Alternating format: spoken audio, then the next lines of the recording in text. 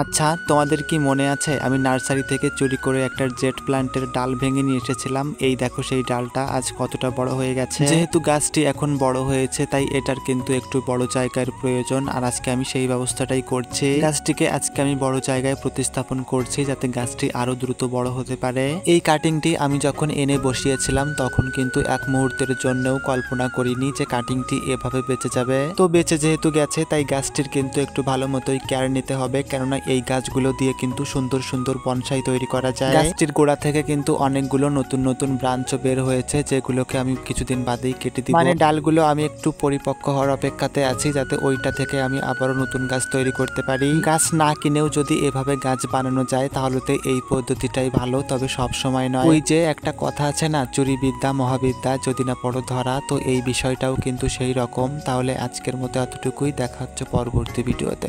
Tata.